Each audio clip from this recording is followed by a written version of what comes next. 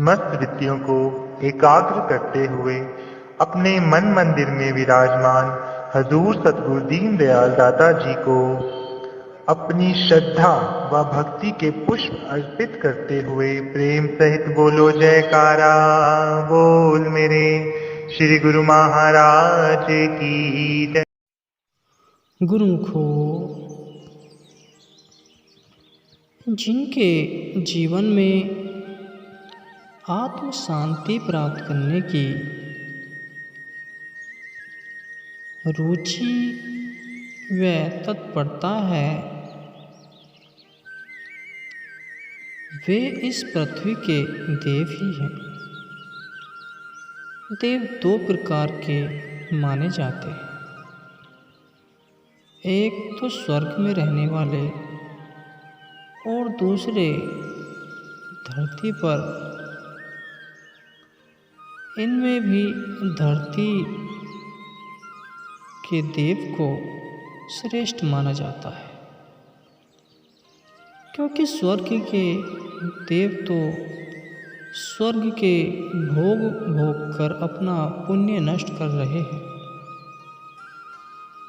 जबकि पृथ्वी के देव अपने दान, पुण्य, सेवा, सुमिरन आदि के माध्यम से पाप नष्ट करते हुए हृदयामृत का पान कर रहे हैं। सच्चे सत्संगी मनुष्य को पृथ्वी पर का देव कहा जाता है। कबीर जी के पास ईश्वर का आदेश आया कि तुम वैकुंठ में पधारो।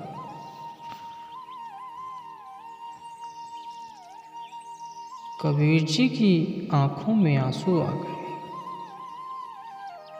इसलिए नहीं कि अब जाना पड़ा है, मरना पड़ा है, बल्कि इसलिए कि वहाँ सत्संग नहीं मिलेगा।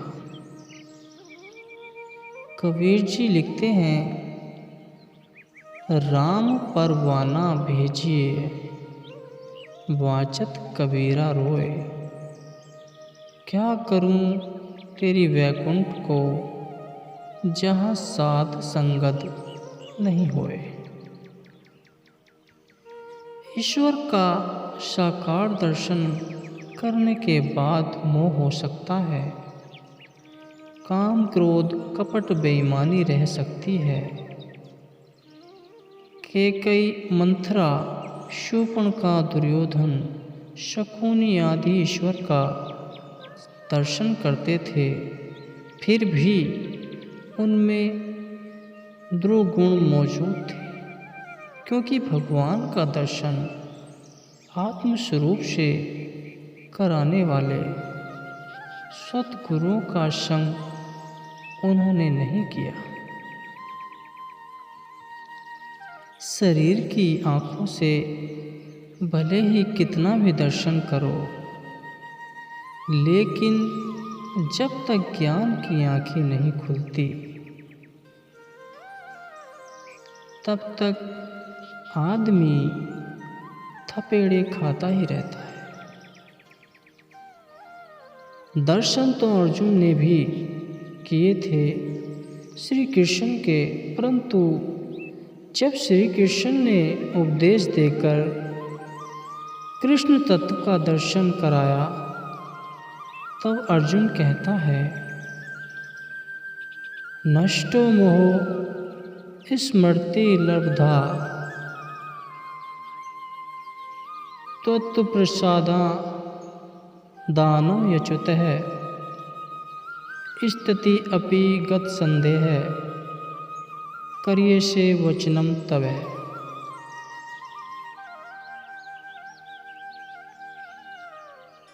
आपकी कृपा से मेरा मोह नष्ट हो गया और स्तुति प्राप्त हो गई। मैं संदेह रहित होकर स्थिर हूँ। अब मैं आपकी आज्ञा का पालन करूँगा। शिव जी का दर्शन हो जाए, राम जी का दर्शन हो जाए या श्री कृष्ण जी का दर्शन हो जाए, लेकिन जब तक सतगुरु आत्मा परमात्मा का दर्शन नहीं कराते, तब तक काम, क्रोध, लोभ, मोह, पाखंड और अहंकार रह सकता है। सतगुरु के तत्व ज्ञान को पाए बिना इस जीव की बेचारे की साधना अधूरी ही रह जाती है। तब तक वह मन के ही जगत में ही रहता है और मन कभी खुश तो कभी नाराज। कभी मन में मज़ा आया तो कभी नहीं आया। इसलिए कबीर जी ने कहा है, भटक मुआ भेदू बिना, पावे कौन उपाय, खोजत खोजत जुग गए, पाव कोस घर आए। अर्थात यह जीव चाहता है तो शांति, मुक्ति और अपने नाथ से मिलना। मृत्यु आकर शरीर छीन ले और जीव अनाथ होकर मर जाए, उसके पहले अपने नाथ से मिलना चाहिए। परंतु मन भटका देता है। बाहर की संसार की वासनाओं में। कोई कोई भाग्यशाली होते हैं, वे ही दान पुण्य करना समझ पाते होंगे। उनमें कोई ऊंचा होता होगा, वह सत्संग में आता है, और उनमें भी ऊंचाई पर जब कोई बढ़ता है, तब वह सत्य स्वरूप आत्मा परमात्मा में पहुंचता है। उसे परम शांति मिलती है। जिस परम शांति के आगे इंद्र का वैभव भी कुछ नहीं।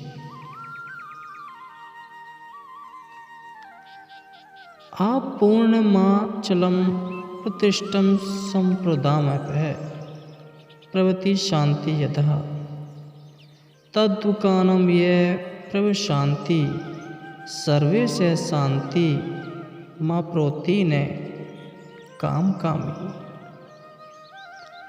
जैसे जल द्वारा परिपूर्ण समुद्र में संपूर्ण नदियों का जल चारों ओर से आकर मिलता है, पर समुद्र अपनी मर्यादा में अचल प्रतिष्ठित रहता है, ऐसे ही संपूर्ण भोग पदार्थ जिस शमी मनुष्य में विकार उत्पन्न किए बिना ही उसको प्राप्त होते हैं, वही मनुष्य परम शांति को प्राप्त होता है, भोगों की कामना वाला नहीं। जैसे समुद्र में सारी नदियाँ चली जाती हैं, फिर भी समुद्र अपनी मर्यादा नहीं छोड़ता, सबको समा लेता है। ऐसे ही उस निर्वासनिक पुरुष के पास सब कुछ आ जाए, फिर भी वह परम शांति में निमग्न पुरुष ज्यों का त्यों ही रहता है। ऐसी अवस्था का ध्यान कर अगर साधन भजन किया जाए तो मनुष्य शीघ्र ही अपनी उस मंजिल पर पहुंच ही जाता है। निम्न 3 बातें सब लोगों को अपने जीवन में लानी ही चाहिए।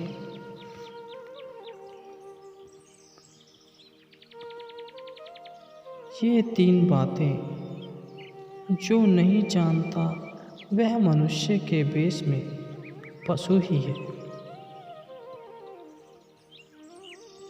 पहली बात, मृत्यु कभी भी कहीं भी हो सकती है। यह बात पक्की मानना चाहिए। दूसरी बात, बीता हुआ समय पुनः लौटता नहीं है। अतः सत्य स्वरूप ईश्वर को पाने के लिए समय का सदुपयोग करो। और तीसरी बात, अपने लक्ष्य परम शांति यानी परमात्मा होना चाहिए।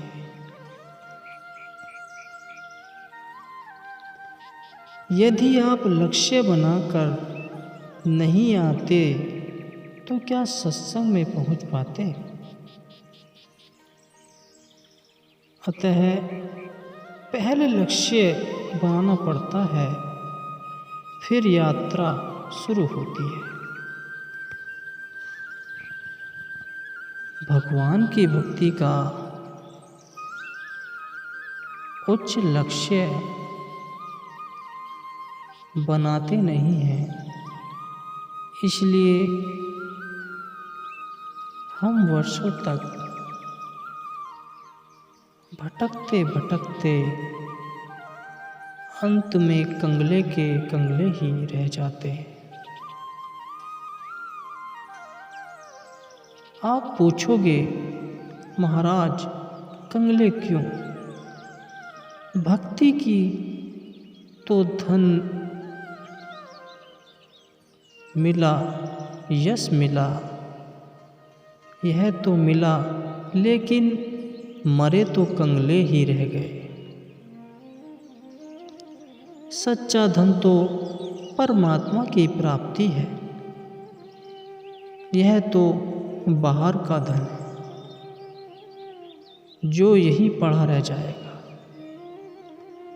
इस शरीर को भी कितना ही खिलाओ पिलाओ, यह भी यहीं रह जाएगा, यह भी यहीं रह जाएगा। सच्चा धन तो आत्मधन है। कबीर जी ने ठीक ही कहा है, कबीरा यह जग निर्धना, धनवंता नहीं कोई, धनवंता ते ही जानिए, जाको राम नाम धन होए।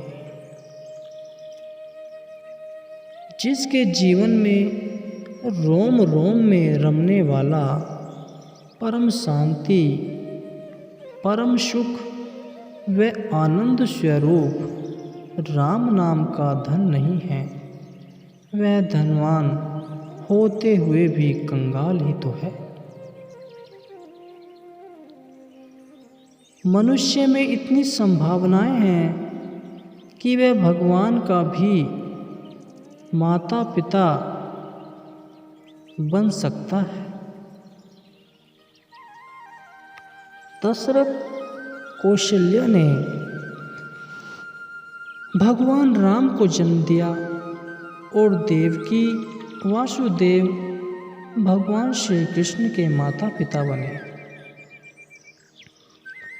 मनुष्य में इतनी संभावनाएं हैं, लेकिन यदि वह सतगुरु के चरणों में नहीं जाता और सूक्ष्म साधना में रुचि नहीं रखता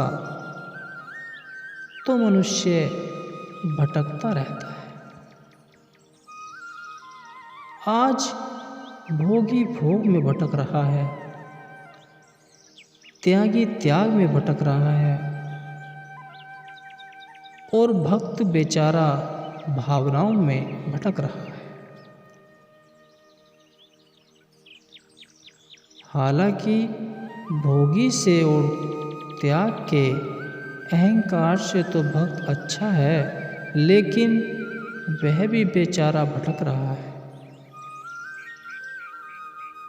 इसलिए नानक जी ने कहा, संत जना मिल हर जस गाइए। कुछ कोटि के महापुरुषों के चरणों में बैठकर हरि गुण गाओ, उनसे मार्गदर्शन लेकर चलो। कबीर जी ने कहा, सहजो कारण संसार को, गुरु बिना होत न नाही। हरि तो गुरु बिन क्या मिले, समझ ले मन माही। संसार का छोटे से छोटा कार्य भी सीखने के लिए कोई न कोई तो गुरु चाहिए। और फिर बात अगर जीवात्मा को परमात्मा का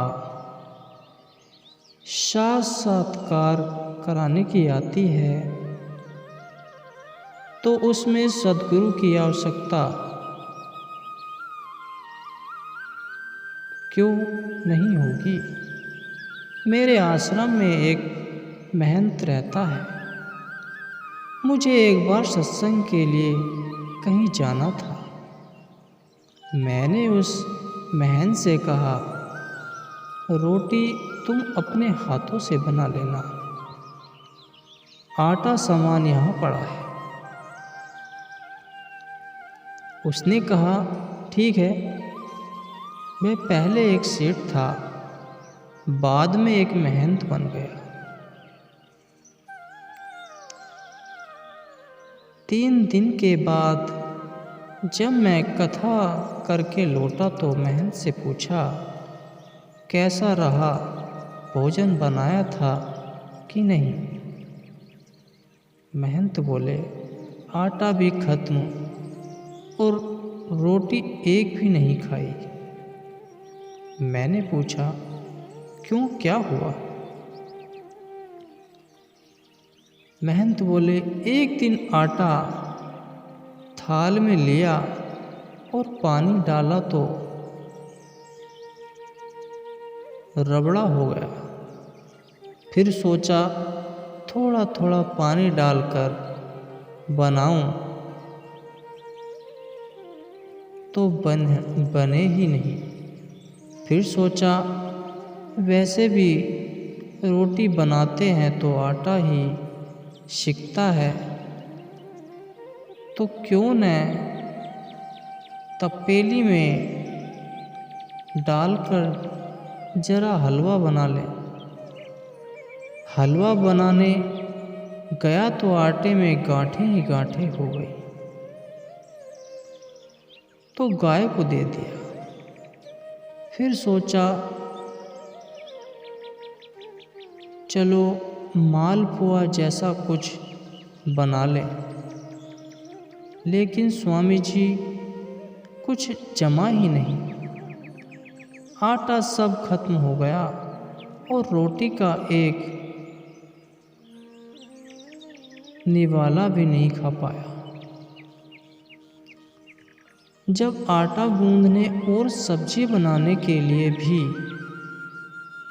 बेटी को, बहू को किसी न किसी से सीखना पड़ता है, तो जीवात्मा का भी यही परमात्मा का साक्षात्कार करना है तो आवश्यक ही सद्गुरु से सीखना ही पड़ेगा।